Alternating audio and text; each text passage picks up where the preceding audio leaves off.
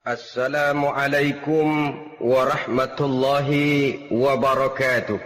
Waalaikumsalam warahmatullahi wabarakatuh. Bismillahirrahmanirrahim. Alhamdulillahi rabbil alamin. Wassalatu wassalamu ala ashrafil anbiya'i wal mursalin wa ala alihi wa ashabihi al-mujahidin at-tahirin, amma ba'du. Bersabda Rasulullah sallallahu alaihi wasallam, "Iza sarratka hasanatuka wa sa'atka sayyi'atuka fa anta mu'min." Apabila perbuatanmu yang baik menyebabkan engkau bahagia, apabila perbuatanmu yang baik menyebabkan engkau gembira, dan perbuatanmu yang jahat menyebabkan engkau jadi susah, itulah tanda bahwa di hatimu masih ada iman. Artinya, belum tentu orang yang berbuat baik merasa bahagia dengan kebaikan yang dikerjakannya. Dan tidak selamanya orang yang berbuat jahat sanggup menyesali perbuatan jahatnya. Oleh karenanya, apabila iman masih ada, apabila hati masih hidup, perbuatan yang baik menyebabkan orang gembira, perbuatan yang jahat menyebabkan orang susah dan gelisah hatinya. Ini mengandung pelajaran. Sekali kita berbuat baik, jangan sekali-kali menyesali kebaikan itu. Sebaliknya, satu kali kita melakukan kesalahan, hendaknya selalu menyesalinya. Kadang-kadang dalam kehidupan, karena orang tempat kita berbuat baik itu rupanya membalas air susu dengan air tuba, kita lalu menyesali kebaikan. Lahirlah kata-kata, "Nyesal saya nolong dia." Ibarat pepatah katanya, nolong anjing kejepit. Waktu kejepit setengah mati kita tolongin, begitu selesai dia dari kejepitnya, malah kita digigitnya. Saudara hadirin yang saya muliakan, dalam kehidupan sehari-hari barangkali ini kena filsafat yang disebut dorong mobil mogok. Ketika mobil mogok setengah mati kita dorong, begitu mesin hidup ditinggalkannya kita di belakang. Sesungguhnya perbuatan kita yang baik tidak harus disesali, karena disesali atau tidak, toh perbuatan itu sudah kita lakukan. Dan penyesalan atas segala kebaikan hanya akan mengurangi nilai pahala kebaikan itu sendiri. Berbahagialah apabila berbuat baik, walaupun orang yang kita melakukan kebaikan membalasnya dengan kejahatan. Menyesalah apabila berbuat kesalahan, apabila melakukan dosa, karena itu pertanda nilai iman yang masih hidup dalam jiwa kita. Saudara-saudara kaum muslimin yang berbahagia, jadi sungguh pun pahala dan dosa sesuatu yang abstrak, efeknya jelas dia mendatangkan kebahagiaan atau membawa kepada kegelisahan batin di dalam kehidupan manusia. Orang di zaman materialis kurang terangsang berbuat pahala dan terdorong melakukan dosa. Kenapa? Karena pahala tidak kelihatan, dosa tidak nampak. Kalau pahala kelihatan, barangkali nggak kuat kita mikul pahala. Kalau dosa benjol, umpama tiap bikin dosa palanya benjol, barangkali sudah nggak karu-karuan kepala kita. Baik pahala, baik dosa, sesuatu yang tidak nampak oleh pandangan mata zahir, tapi yang punya efek dalam kehidupan ini. Orang yang banyak pahalanya dengan orang yang banyak dosanya, kalau dia berjalan barangkali sulit kita membedakan. Tapi efeknya dalam kehidupan ini jelas adanya. Sesuatu yang bernama pahala kita perlukan, karena hidup tidak berhenti hingga di sini. Sesuatu yang bernama dosa harus kita hindarkan, karena ada kelanjutan sesudah hidup yang sekarang ini. Kehidupan dari satu pertanggungan jawab. Itu sebabnya Imam Ghazali dalam bahasa yang indah sekali berpesan, "Jaddidis safinah fa innal bahra amiq wa khuziz zad fa innas safara ba'id." Perbarui selalu kapalmu, rawat, jaga baik-baik, dandani kapalmu, fa innal bahra amiq, karena sesungguhnya lautan ini sangat dalam. Satu bahasa yang indah dari tamsil terhadap kehidupan. Perbaiki kapalmu karena lautan ini sangat dalam. Artinya, jaga baik-baik hatimu. Pelihara iman dan keyakinanmu, karena hidup ini bagaikan gelombang lautan. Tempo-tempo air tenang, tempo-tempo ombak menggila dan menggunung. Jaga iman baik-baik karena hidup penuh dengan cobaan dan ujian. Itu maksudnya. Wa khuziz zad fa inna safara ba'id. Dan bawa bekal yang banyak karena perjalanan hidup ini sangat panjang. Perjalanan ini sangat jauh. Kita kalau pergi keluar kota tentu saja membawa bekal. Makin jauh kota yang akan kita tuju, makin banyak bekal yang harus kita bawa. Alangkah sengsaranya manusia apabila dia akan pergi ke satu kota yang jauh, modalnya cuma nekat. Bagaimana nanti di sana sajalah. Tidak membawa bekal sebagaimana yang sewajarnya. Hal yang semacam ini senangnya sih belum tentu, keblangsak dan susahnya sudah kebayang. Itu dalam kehidupan di dunia ini. Bagaimana kalau sudah bicara tentang kehidupan yang akan datang? Karena sesungguhnya hidup ini merupakan satu perjalanan yang sangat panjang. Sejak kita tinggal di alam arwah, pada saat jasad belum lagi diciptakan Allah, ruh sudah diciptakannya lebih dahulu. Sampai kemudian kita pindah ke alam rahim, alam kandungan ibu. Untuk kemudian berpindah kepada kehidupan dunia. Dari dunia ini kita pindah ke alam barzakh. Di sana tinggal kita 100 tahun mungkin, 100.000 tahun mungkin, 1 juta tahun mungkin, menunggu saat datangnya kiamat. Lalu dari alam barzakh pindah kita ke alam akhirat. Satu perjalanan yang sangat panjang. Alangkah malangnya, alangkah sengsaranya jika tahu kita begitu panjangnya perjalanan hidup ini, tidak ada bekal yang kita bawa. Artinya kesengsaraan, kesulitan yang bertali-tali sudah jelas akan menimpa kita. Kalau pergi kita keluar kota membawa bekal uang, membawa bekal makanan, apa bekal yang mesti kita bawa? Apabila kita kembali ke alam barzakh, kembali ke alam kubur, berkumpul di padang mahsyar di akhirat nanti, nasi yang mau kita bawa, uang yang mau kita bawa, tentu tidak lagi.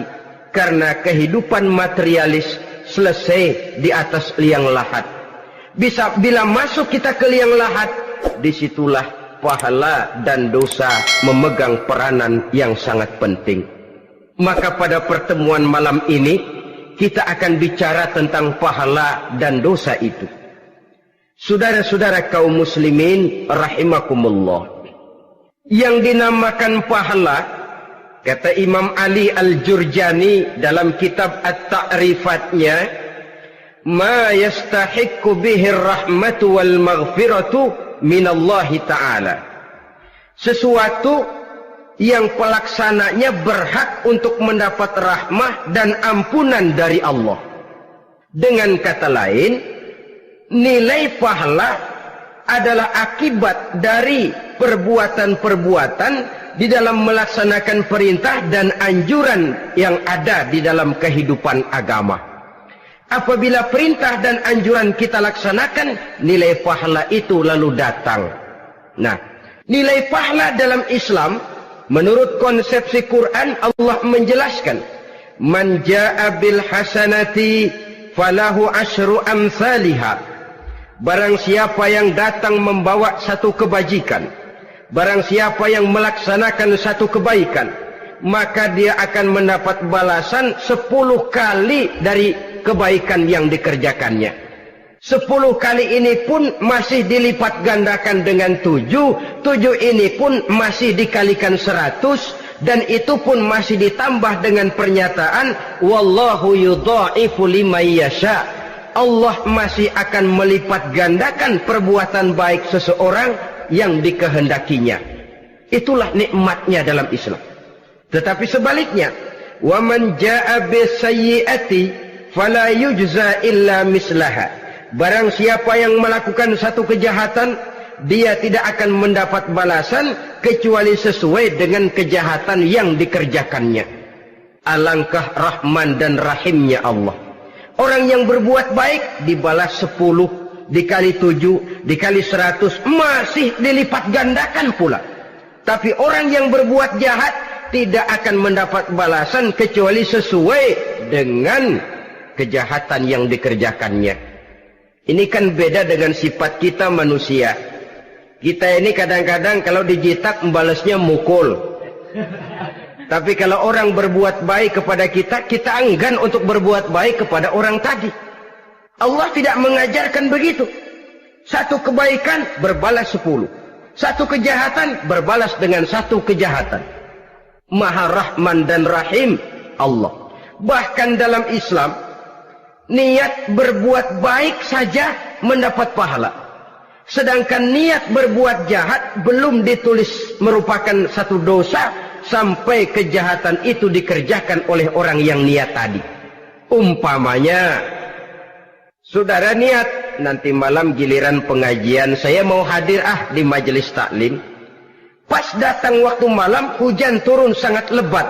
Saudara berhalangan datang ke majelis taklim, saudara sudah mendapat pahala niat. Tapi saudara niat, nanti malam kalau turun hujan, saya mau bongkar rumahnya si fulan, saya mau curi seluruh harta bendanya. Ternyata malam saudara tidak mengerjakan perbuatan itu belum ditulis dosa sampai perbuatan itu benar-benar dikerjakan. Tapi lalu jangan macam-macam. Kalau begitu niat aja yang baik, biar nggak usah dikerjain. Niat aja pengen ngaji walaupun tidak ada niatan untuk ngaji. Allah lebih tahu tentang apa yang terdetik di dalam hati sanubari kita. Itulah sebabnya sangat dianjurkan orang untuk melakukan segala macam kebajikan, dan dianjurkan orang menjauhkan segala macam bentuk kejahatan, karena dia akan berefek melahirkan dosa dan pahala. Dosa dan pahala itulah alat untuk memperoleh kebahagiaan di alam kubur, di padang mahsyar, sampai di akhirat nanti. Di dunia ini mungkin segalanya bisa kita beli dengan yang namanya uang. Keamanan kita bisa menyewa petugas untuk menjaga rumah kita. Kendaraan yang mewah bisa kita beli. Udara yang sejuk bisa kita ciptakan. Siapa banyak uang, dia raja. Mungkin itu di dunia. Tapi bisa apa uang kalau kita sudah masuk ke alam kubur? Bisakah munkar nakir kita sogok? Udah karkir, jangan nanya nih, cepet. Bisakah malaikat azab menyingkir dengan uang semir? Ternyata tidak. Untuk memperoleh kebahagiaan di sana, nilai pahala. Kesengsaraan akan kita dapat kalau kita banyak menumpuk dosa. Oleh karena itu jangan beranggapan, pahala nggak kelihatan, dosa juga nggak kelihatan, biarin saja. Yang tidak kelihatan ini pada waktunya akan memegang peranan yang sangat penting. Tapi tidak cuma untuk menghadapi hidup di situ, kita lalu harus berbuat baik dan meninggalkan yang jahat. Terutama juga di dunia ini. Toh pepatah bilang gajah mati meninggalkan gading, harimau mati meninggalkan belang. Apa yang akan kita tinggalkan setelah kita mati? Kita ingin jasad kita boleh hancur terkubur tanah, tapi nama kita ingin hidup terus, dikenang orang 100, 1000, bahkan 1.000.000 tahun yang akan datang. Ditulis orang dengan tinta emas dalam sejarah, tercatat kita sebagai orang baik-baik. Saudara-saudara kaum muslimin rahimakumullah. Lalu perbuatan apa yang bisa mendatangkan pahala itu? Saudara-saudara, semua perbuatan yang diperintah dan dianjurkan oleh Allah, yang dikerjakan dengan ikhlas hanya untuk mencapai ridho Allah, mendatangkan pahala. Kadang-kadang menurut pendapat kita remeh, tapi nilainya di sisi Allah besar. Itu pahala. Menghitung pahala itu hak prerogatif Allah. Perbuatan yang ringan Allah mau berikan ganjaran yang besar, itu urusan Allah. Misalnya, kata Nabi, la tahkiranna minal ma'rufi syai'an. Jangan kamu menganggap remeh perbuatan baik walaupun kecil. Jangan merasa sulit melakukan perbuatan yang mengandung pahala. Bertemu dengan teman, muka kita cerah, berpahala. menyingkirkan duri di jalanan berpahala, menolong orang yang sesat, memberitahu orang yang bertanya berpahala. Tidak sulit kalau kita mau. Yang diperintah dan dianjurkan oleh agama itu perbuatan yang mengandung nilai-nilai pahala. Masalahnya cuma tinggal mau atau tidak dan dikerjakan dengan ikhlas. Bertemu teman mukanya cerah, pahala. Menyingkirkan duri di jalanan, pahala. Sedekah, pahala. Tidak berupa perbuatan, bisa berupa ucapan. Misalnya bersolawat, pahala. Bertasbih dan bertahmid, pahala. Kata Nabi, kalimatani khafifatani 'alal lisan, saqilatani fil mizan. Ada dua kalimat yang enteng di lidah tapi berat di timbangan akhirat nanti. Apa itu? Subhanallah walhamdulillah. Itu kan amalan yang ringan, perbuatan yang mudah saja, tapi nilainya demikian besar dalam pandangan Allah. Jadi pendeknya, perbuatan yang bernilai pahala adalah perintah dan anjuran agama yang dilaksanakan dengan ikhlas semata-mata untuk mencapai ridho Allah, itu mengandung pahala. Niat dasarnya itu harus karena Allah, landasannya harus karena ikhlas. Bukan cuma sekedar basa-basi, tidak karena ingin dipuji orang, tidak karena mengharap tanda jasa, tapi ikhlas semata-mata. Dari perbuatan yang paling kecil dan mudah sekali sampai kepada amalan-amalan yang besar dan memerlukan biaya yang besar, seperti melaksanakan ibadah haji, seperti jihad fi sabilillah, membangun masjid, membangun pondok-pondok pesantren, membangun pusat-pusat kesehatan, membangun jalan-jalan umum, termasuk menjaga keamanan. Jangan dikira loh, Siskamling umpamanya, menjaga keamanan kampung tidak berpahala. Kalau diniatkan ibadah, menjaga ketenangan warga supaya mereka tekun ibadah, ikhlas karena Allah, itu juga bernilai ibadah. Keluar kita dari rumah, pergi pagi, pulang sore, peras keringat, banting tulang cari nafkah buat menghidupi anak istri kita. Kalau diniatkan ibadah, melaksanakan kewajiban sebagai kepala rumah tangga, membantu orang tua sebagai anak, itu juga perbuatan-perbuatan yang mengandung pahala. Yang terbaik sesuai dengan bidang kehidupan kita. Ada orang yang dinamakan abid, ahli ibadah, pahala yang paling baik bagi dia banyak-banyak tahajud, sembahyang malam, wirid, zikir, tasbih. Ada yang dinamakan orang alim, pahala yang paling baik buat orang macam ini mengajar, menyebarkan ilmu, mendakwahkan Islam. Ada yang disebut wali, pejabat pemerintah, petugas. Amalan pahala yang paling baik buat orang semacam ini melayani masyarakat, bekerja di bidangnya sesuai dengan profesinya. Saudara hadirin yang saya hormati, jadi dengan demikian perbuatan-perbuatan yang mengandung nilai-nilai pahala ini bisa perbuatan yang menurut kita kecil namun punya nilai besar. Apalagi perbuatan besar dengan biaya yang besar, tentu makin besar juga pahala yang disediakan oleh Allah Subhanahu wa ta'ala. Oleh karenanya, kalau kita bercermin dari ayat Quran, hidup ini kesempatan untuk berbuat baik. Huwallazi khalaqal mauta wal hayata liyabluwakum ayyukum ahsanu amala. Dialah Allah, Tuhan yang telah memberikan hidup dan mati kepadamu untuk menguji kamu, siapa di antara kamu yang paling baik amal perbuatannya. Jadi tidak saya rinci, tapi cukuplah satu penjelasan global. Perbuatan yang berpahala adalah perbuatan melaksanakan perintah Allah atau anjuran Allah dengan dasar ikhlas, dengan tujuan untuk mencapai ridho Allah semata-mata. Lalu apa perbuatan yang mengakibatkan dosa itu?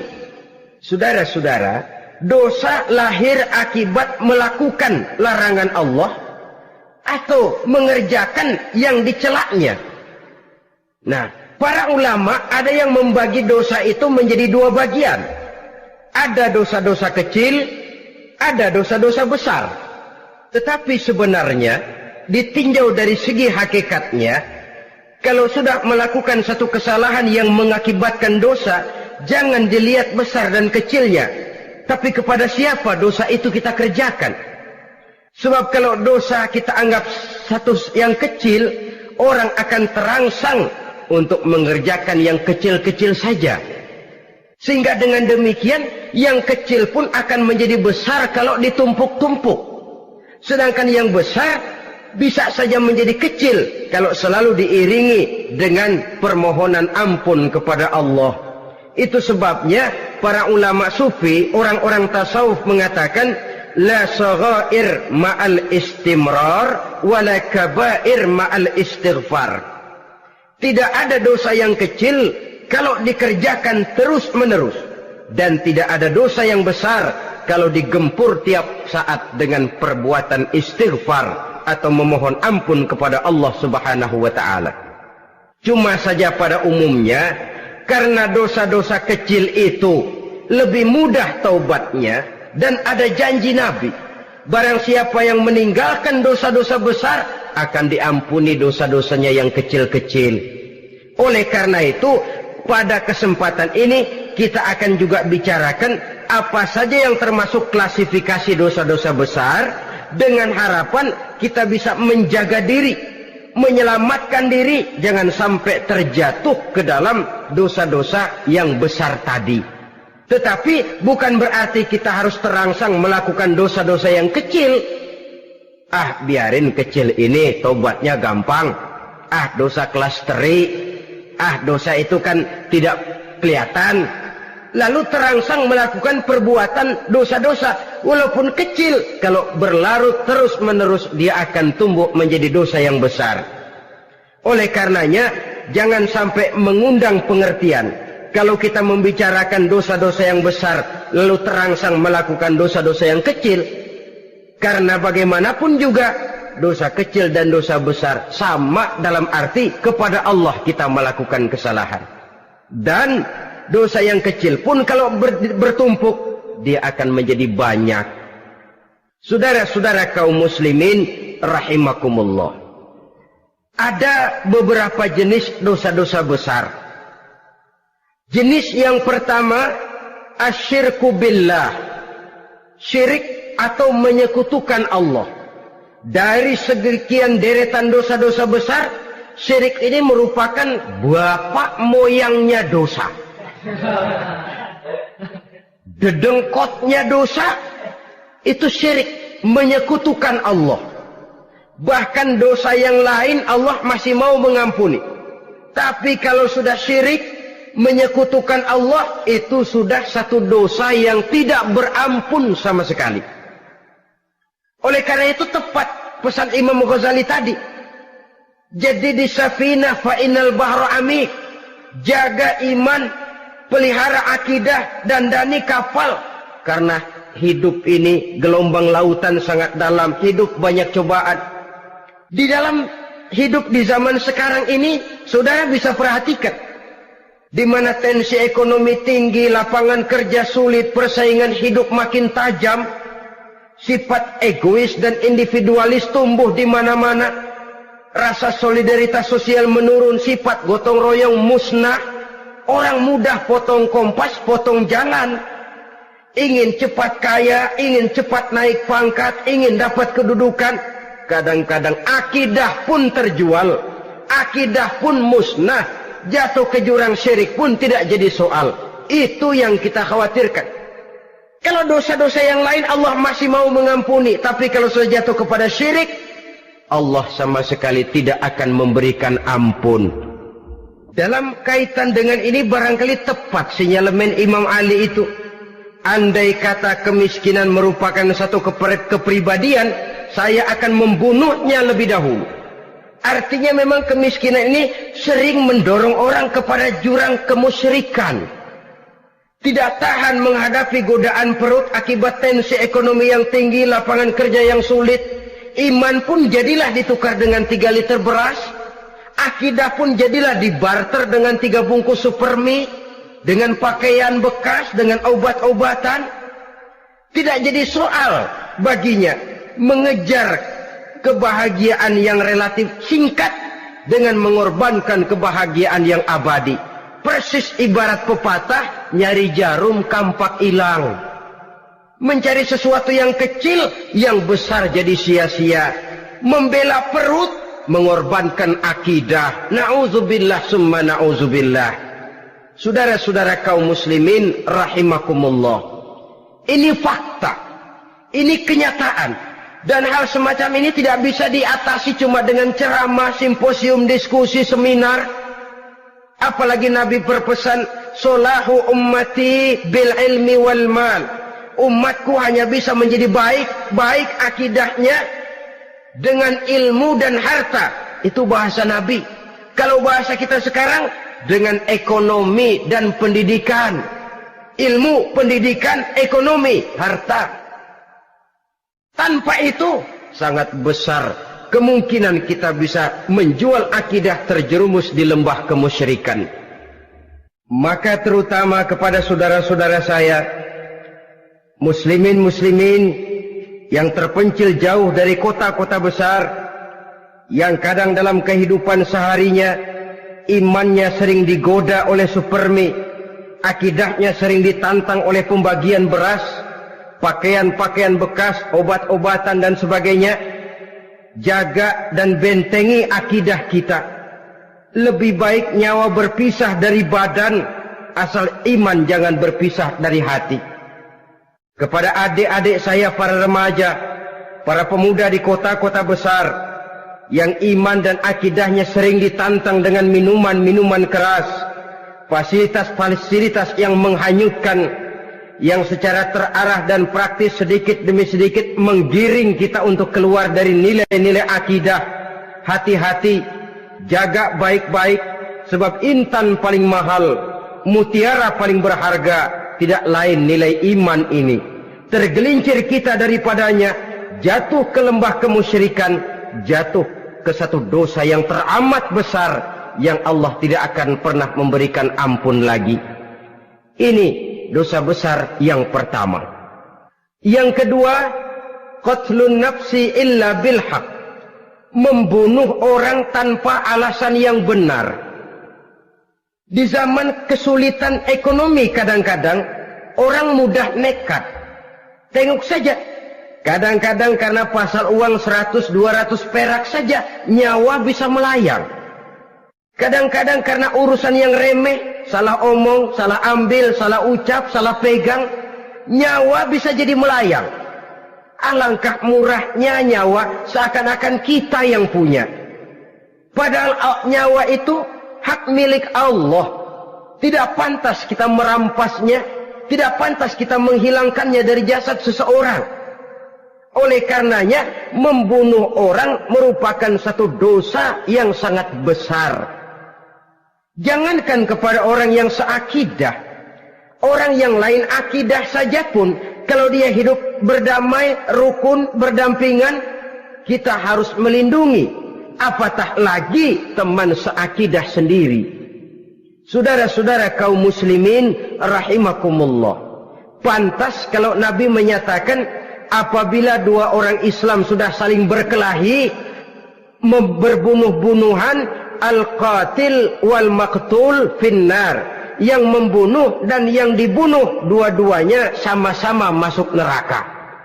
Sahabat heran, ya Rasul, kalau yang membunuh masuk neraka sih wajar, tapi yang terbunuh kok neraka juga, kenapa? Kata Rasul, sebenarnya dia juga cuma sudah niat untuk membunuh, cuma keduluan saja. Andai kata dia tidak terbunuh, tentu dia yang akan membunuh. Saudara-saudara kaum muslimin rahimakumullah, Islam sesuai dengan namanya adalah agama damai. Kita tidak boleh mencari-cari musuh, walaupun tidak boleh lari kalau bertemu musuh. Oleh karenanya, pantang seorang muslim menimbulkan benih keonaran menjadi biang kerok buat lingkungannya. Sesuai dengan namanya, seorang muslim adalah seorang yang dalam hidup senantiasa berusaha menebarkan salam, menebarkan kedamaian, ketenangan dan ketentraman. Dengan prinsip musuh jangan dicari, bertemu pun jangan lari. Yang ketiga, termasuk dalam kelompok dosa besar ini, syurbul khamr, meminum minuman keras.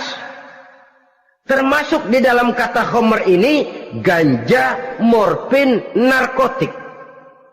Sebab apa? Jenis minuman semacam itu tidak hanya merusak keadaan sekarang, tapi sekaligus merusak kehidupan yang akan datang. Kalau itu jatuh di tangan generasi muda, artinya kan merusak kehidupan masa depan daripada suatu bangsa. Karena apa? Remaja dan pemuda merupakan bentuk miniatur daripada kehidupan bangsa. Akan bagaimana warna umat Islam di Indonesia. Bahkan akan bagaimana warna Indonesia 30, 40, 50 tahun yang akan datang. Remaja sekarang jawabannya. Kalau remaja kita sekarang ini kerjanya cuma bisa nyekek botol, insya Allah bangsa Indonesia 30-40 tahun yang akan datang akan tumbuh menjadi bangsa teler. Tidak banyak yang bisa kita harapkan. Remaja adalah gambaran masa depan dari satu bangsa, dari satu umat. Dan remaja itu di dalam dirinya secara fitrah terkumpul semua bakat, terdapat semua kemungkinan. Kita ini lahir membawa sifat pemimpin, tapi juga membawa sifat pengacau. Kita ini ada bakat jadi orang jujur, ada bakat jadi pengkhianat. Kita ini ada bakat menjadi orang baik-baik, kita juga punya bakat jadi biang kerok. Kita kemungkinan bisa jadi pemimpin bangsa, tapi juga bisa menjadi pemimpin bangsat. Nanti lingkungan dan pendidikan akan menumbuhkan, membentuk mana yang tumbuh lebih subur. Kalau lingkungan dan pendidikannya lebih banyak bercerita tentang kejujuran, maka nilai kejujuran yang akan tumbuh lebih banyak dalam jiwanya. Dan insya Allah diharapkan dia akan menjadi manusia yang jujur di kelak kemudian hari nanti. Dan masalah minuman keras ini sebenarnya berkait. Kita tidak bisa cuma menyalahkan remaja saja, menyalahkan pemuda saja. Karena bagaimanapun masalahnya kompleks. Menghancurkan sesuatu tanpa melihat kausalnya, tanpa melihat sebab akibatnya kan sama juga bohong. Kemungkinan karena broken home, kemungkinan karena pergaulan, kemungkinan karena kurang perhatian orang tua, kemungkinan karena akibat bacaan, tontonan, atau fasilitas berupa dibukanya pabrik-pabrik minuman keras, dijualnya minuman-minuman keras, di warung-warung yang remang-remang, yang memberikan kenikmatan, kebahagiaan dan kebanggaan tersendiri, sehingga akhirnya orang terangsang untuk datang dan minum di sana. Pada dasarnya memang sepele, cuman minum nggak ngerugiin orang lain kan? Iya, pada waktu minum. Tapi dikala sudah mabuk, out of control, apapun bisa kita lakukan. Yang kita ucapkan kita tidak sadari lagi, yang kita kerjakan tidak kita sadari lagi. Dikala itu segala macam kejahatan bukan sesuatu yang tidak mungkin untuk kita laksanakan. Nggak ngerugiin orang lain, memang pada saat mau minum. Tapi begitu minum, mabuk, kita bisa merugikan orang lain. Setidaknya merugikan diri sendiri. Pertumbuhan IQ menjadi lemah, semangat kehidupan hilang, gairah kerja menurun, kalau tidak ada sama sekali. Lalu apa yang bisa kita lakukan di dalam kehidupan? Dan akan lebih celaka kalau ini menimpa kehidupan generasi muda kita. Kadang-kadang yang ironi ya, kalau yang orang tuanya mampu barangkali masih tertolong, tapi yang orang tuanya kondisi ekonomi lemah masih kepengen teler juga. Orang tuanya nggak mampu masih pengen mabuk. Dari ganja, morfin nggak dapet, akhirnya kaleng cet diisepin. Yang penting kan bisa teler, mendatangkan satu kebahagiaan tersendiri. Itu sebabnya memang satu kejahatan menurut teori polisi ya hanya bisa terjadi karena faktor N dan K, niat dan kesempatan. Niat ada, kesempatan ada, jadi orang jahat. Kurang salah satunya, biasanya kejahatan terbendung. Niat ada, kesempatan tidak ada, sulit berbuat jahat. Kesempatan ada, niat tidak ada, tidak mungkin orang jahat. Tapi yang paling dominan sebenarnya niat. Kalau niat sudah kuat, kesempatan bisa dicari. Kesempatan bisa diciptakan. Biar Hansip nongkrong, ditungguin lengahnya.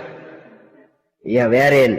Jam 11 sampai jam 2. Matanya melotot. Jam 3 dia mulai ngulet, ngempet. Nah, di saat itu saya masuk ke rumahnya. Kalau niat kuat, kesempatan bisa diciptakan. Dan kalau sudah niat, ini masalah hati. Kalau sudah masalah hati, menyangkut soal moral. Moral artinya sudah masuk kepada kehidupan agama. Saudara-saudara kaum muslimin rahimakumullah. Yang keempat yang termasuk jenis dosa besar, az-zina, perbuatan zina. Di zaman pergaulan bebas dengan prinsip free love, free sex ini, tengok sudah berapa banyak gadis-gadis bergelimpangan jadi korban. Berapa banyak bayi-bayi yang lahir ke dunia tanpa tahu kemana dia mesti memanggil bapak. Apakah deretan jumlah korban ini masih harus bertambah lagi? Paling tidak, biarlah yang sudah jadi korban, tapi jangan bertambah lagi hendaknya. Masing-masing kita berupaya menahan diri. Termasuk dalam kategori zina ini, yang merupakan cabang-cabangnya, liwat, homoseks, lesbian, masturbasi. Bahkan masturbasi itu termasuk jenis zina tangan. Dan itu juga merupakan satu dosa. Di samping dosa juga merusak diri. Karena bagaimanapun juga dia akan mengurangi kemampuan daya pikir seseorang. Maka agama memberikan jalan keluar. Pesan Nabi, ya ma'syara syabab, man istata'a minkumul ba'at falyatazawwaj. Hai para pemuda, kata Nabi, barang siapa di antara kamu yang sudah bisa ba'at, yang sudah mampu ba'at. Ba'at itu artinya memberikan nafkah, baik nafkah zahir maupun nafkah batin. Falyatazawwaj, maka hendaklah dia kawin. Jadi yang maksud ba'at ini ya nafkah zahir, ya nafkah batin. Kita kadang-kadang cuma bisa ngasih nafkah batin saja sudah merasa pokoknya kan saya sanggup untuk kawin, lalu kawin tanpa kehilangan, dengan kehilangan pertimbangan. Saudara-saudara, wa in lam yastati', adapun kalau dia belum mampu, fa alaihi bisyam, hendaknya dia banyak puasa. Fa innahu lahu wija, karena puasa itu akan merupakan benteng jangan sampai orang memperturutkan hawa nafsunya. Andai kata puasa belum hobi, banyaklah olahraga para pemuda, para remaja. Karena dengan olahraga, pemikiran untuk memperturutkan hawa nafsu agak sedikit terkendali dan energi tersalurkan dalam bentuk yang positif. Pendeknya kreatif, banyak kegiatan. Ini pesan Imam Syafi'i tepat itu. Kata beliau, inni ra'aitu wuqufal ma'i yufsiduh, insala toba wa illam yajri lam yatib. Aku melihat air kalau diam rusak, tapi kalau dia mengalir jernih. Air kalau ngendap, nggak ngalir, nyamuk nyarang di situ, bisa jadi sumber penyakit. Manusia hidup begitu. Kalau nggak punya kegiatan, nggak kreatif, kerjanya cuma ndelohom, ayam-ayam, akhirnya jadi ngerusak. Ngomongin orang, si Ano ngapa? Ano. Kebangetan nggak ngapa-ngapain, orang aja dipontenin. Orang diomongin, lahirlah namimah, lahirlah ribah. Saudara-saudara, air itu kalau ngendap ada aja yang nyarang. Tapi kalau dia ngalir, orang ada kesibukan, insya Allah dia tidak akan jatuh kepada sesuatu yang bisa mengundang dosa. Isilah waktu dengan hal-hal yang bermanfaat. Karena hidup ini singkat dan tidak berjalan mundur ke belakang. Mundur hancur, berhenti diinjak orang. Sekali melangkah, jangan surut mundur ke belakang. Homoseks, terlepas dari penyakit kejiwaan. Sekarang ini kan sudah ada persatuan kaum gay katanya. Meminta perlakuan yang sama dan agar dibolehkan kawin sesama mereka. Secara manusiawi boleh, secara manusiawi kita hargai mereka. Tapi dari kacamata agama ini jelas merupakan penyimpangan. Dan penyimpangan merupakan suatu dosa. Terlepas dari pertimbangan manusiawi. Jangan karena terlalu memperturutkan suara manusiawi lalu kita mengesampingkan agama. Termasuk lesbian, wadon karo wadon. Kalau homo itu kan lanang karo lanang katanya. Saudara-saudara kaum muslimin rahimakumullah, ini bukan penyakit baru. Liwat, homoseks sudah dikenal dari zamannya Nabi Lut, laki dengan laki. Lesbian dari zaman istrinya Nabi Lut. Terlepas dari penyakit kejiwaan, dari segi agama ini merupakan penyimpangan dan merupakan dosa yang besar. Yang kelima, yang termasuk jajaran dosa kelas kakap, qazful mu'minina wal mu'minat, menuduh orang mukmin yang baik-baik, laki atau perempuan, melakukan perbuatan zina sehingga hancur namanya di masyarakat. Ini merupakan satu perbuatan dosa yang sangat besar dan sangat dimurkai oleh Allah.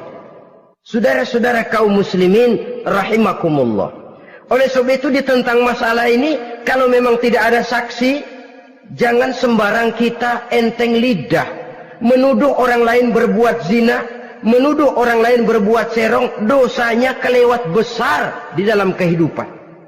Karena apa? Mencari harga diri itu berat, memelihara kehormatan diri jauh lebih berat. Satu kali orang dihancurkan namanya di masyarakat, dia akan terisolir jadinya. Oleh karenanya, berlindung kita kepada Allah, jangan sampailah dihinggapi oleh sifat ini. Karena sentimen kita kepada seseorang, karena hasad kita kepada seseorang, tidak senang melihat orang lain lebih maju, lalu lidah ini seenaknya saja mengucapkan kata. Padahal sanksi dan resikonya sangat besar. Yang kita tuduh barangkali mendapat pahala dari Allah. Kita sendiri yang menuduh tanpa saksi, tanpa alasan yang benar, mendapat dosa yang sangat besar.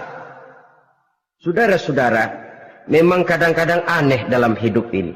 Seorang pelacur biasanya bisa menjaga mulutnya di masyarakat, kata-katanya baik, sopan. Kenapa? Karena mulut yang satu sudah tidak terjaga.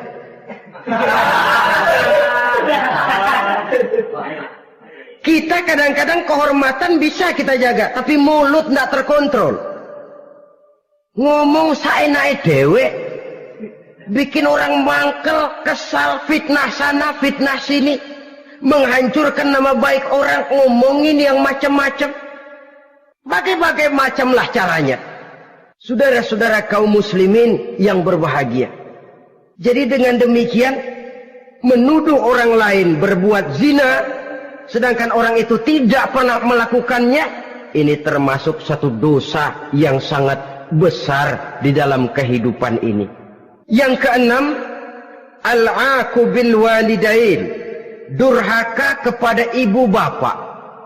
Seorang anak, bagaimanapun banyak nilai ibadahnya, banyak kebaikan di masyarakat, menyandang berbagai macam gelar, pangkat dan jabatannya tinggi, tapi kalau sudah durhaka kepada kedua orang tuanya, alamat hidup tidak lagi membawa keberkahan. Dan itu dosa yang sangat besar. Sampai Nabi sabdakan, ridho Allah ada di dalam keridhaan ibu bapak. Murka Allah pun ada di dalam kemurkaan ibu dan bapak. Walaupun belum tentu setiap kita orang tua, tapi yang jelas setiap kita adalah anak. Dan setiap anak punya ibu dan bapak.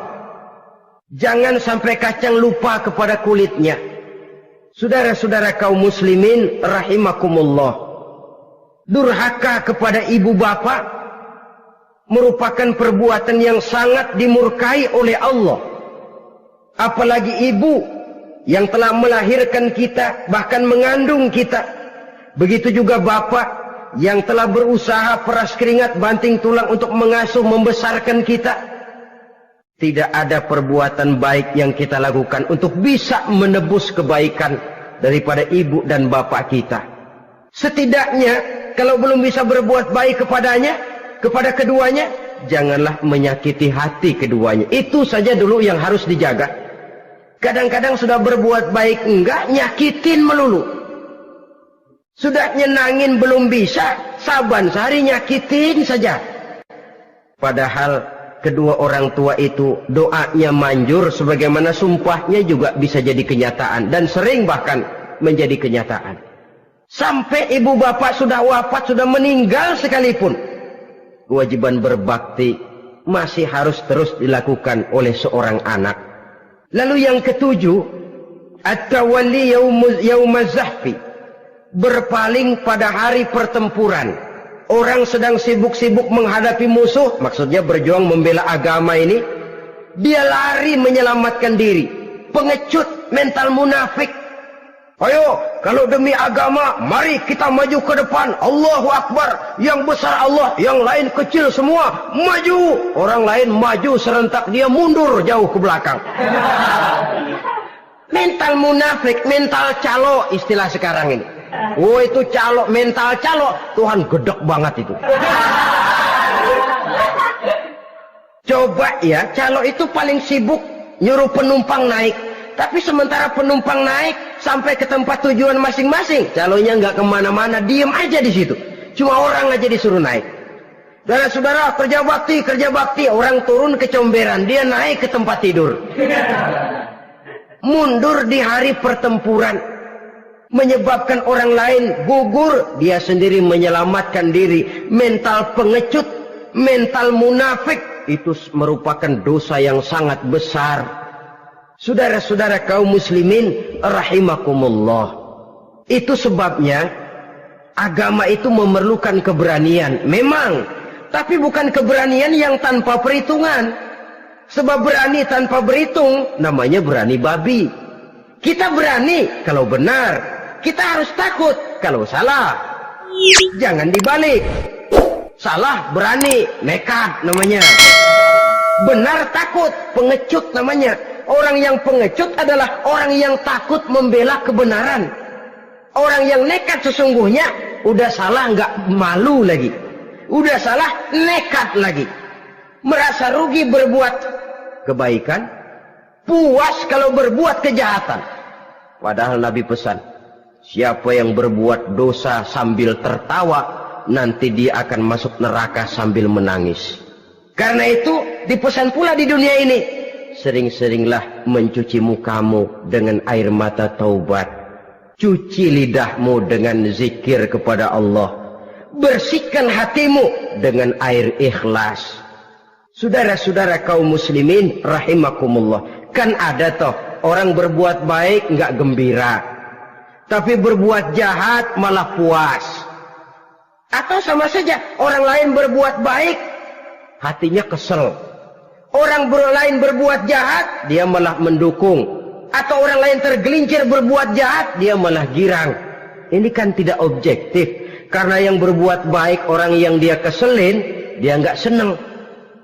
Tetapi karena yang berbuat jahat, orang yang dia senengin, dibenerin juga.